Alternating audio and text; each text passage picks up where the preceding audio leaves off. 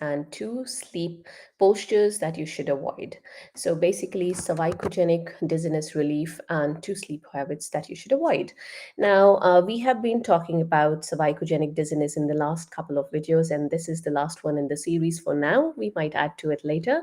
But if you haven't watched the previous videos, we've spoken about what is cervicogenic dizziness, what causes cervicogenic dizziness, what are the sleep postures, different sleep postures like sleeping on your side, sleeping on your back, and how can you manage those or improvise those sleep postures to make it better or make it more compatible with keeping your cervical spine in neutral. So basically, your neck in such a position so that you do not aggravate or flare up your cervicogenic dizziness. Now, if you haven't watched those videos and you're interested in watching those, you can go to my YouTube channel and have a look there, or you can go to YouTube, type my name, Swati Prakash Dizziness, it will come up for you. And of course, if you have any neck issues, I've got a couple of videos on that as well. All right, so today we're going to talk about 2 sleep postures that you should avoid if you have cervicogenic dizziness. Now, before we get into the topic for today, for those of you who don't know me, my name is Swati. I'm an executive mom power coach. I help moms of younger kids who work in high stress executive jobs to manage their spinal, that is back and neck, nerve, and joint pain. Now, I do all of this by giving you simple exercises, easy lifestyle modifications, and some simple tips and tricks that have worked for me in my own spinal and nerve pain joint journey, nerve pain and joint pain joint journey.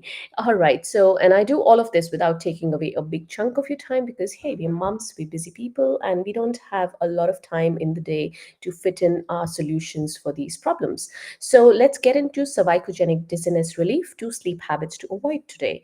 Now, for executive moms, as in moms who are working in executive roles, you're juggling your work, family life, health often takes a backseat.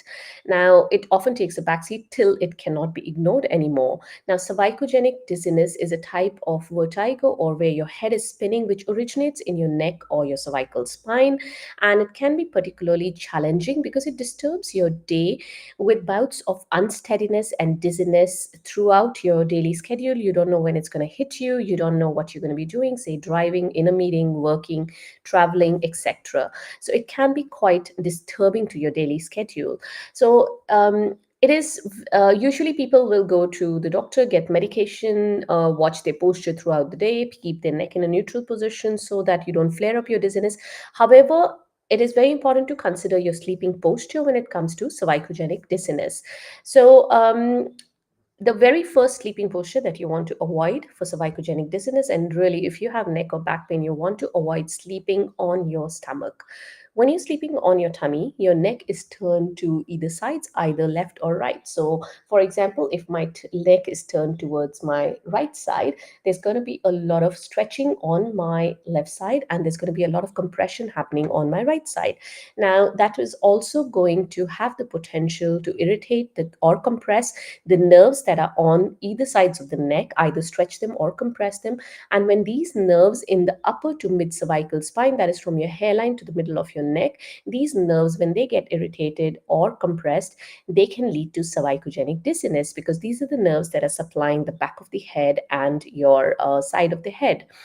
So you want to avoid sleeping on your tummy. And anyway, if you are one of those who sleep on your stomach, you know it is not easy to transition out of this position.